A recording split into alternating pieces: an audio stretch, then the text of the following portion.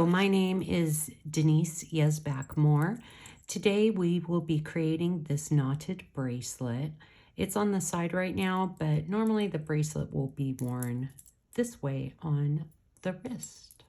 The tools and supplies you will need to create this bracelet are chain nose pliers, round nose pliers. The brand I use is Lindstrom, wire cutters. Our beads include 14mm Ashanti glass rondelles, 6mm round jaspers. You will need two 10mm jump rings, a lobster clasp, and a little charm. I will also be using 7-ply wax linen cording. You can use the cording of your choice as long as it fits through the bead holes. We are starting out by cutting a 38-inch length of 7-ply wax linen cording. Fold that cording in half. We are going to string our lobster clasp onto the end to the center of the cording and form an overhand knot. We're just moving that knot down, separating the strands and pulling it tight. We are now grabbing one of our Ashanti rondelles and we're stringing that down right about there. And I'm holding it together, picking up the other strand and going the opposite way. And then I like to bring my cords up and move it down so it butts up right against the knot. Let's form our overhand knot. It's nice and tight. Making the overhand knot, holding those strands down, pushing that knot down, separating the strands, and pulling it tight. Once again, we're grabbing our Ashanti bead. I'm stringing it one way and I'm holding it down, passing the cord the other way so it crisscrosses. And now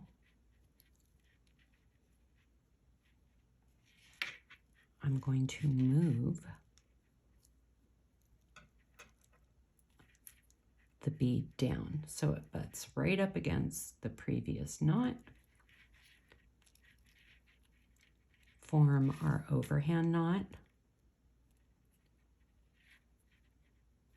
Move that knot down.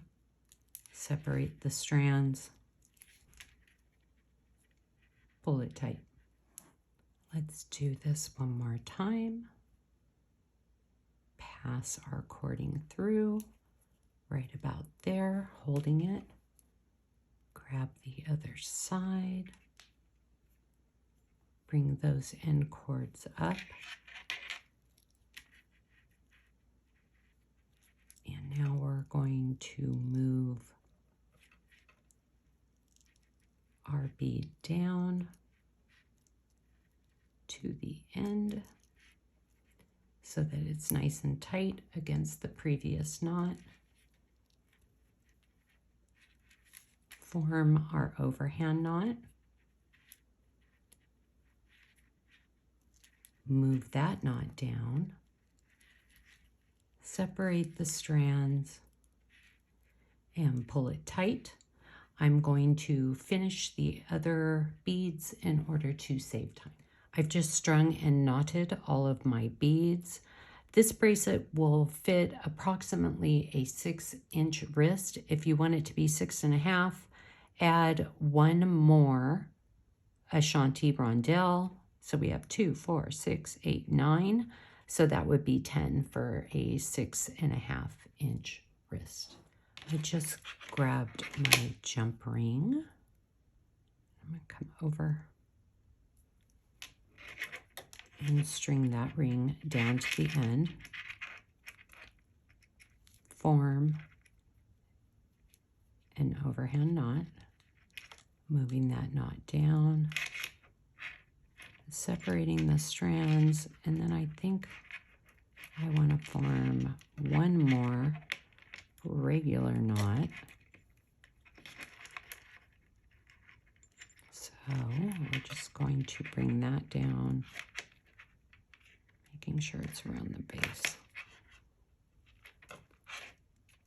and pull that knot tight.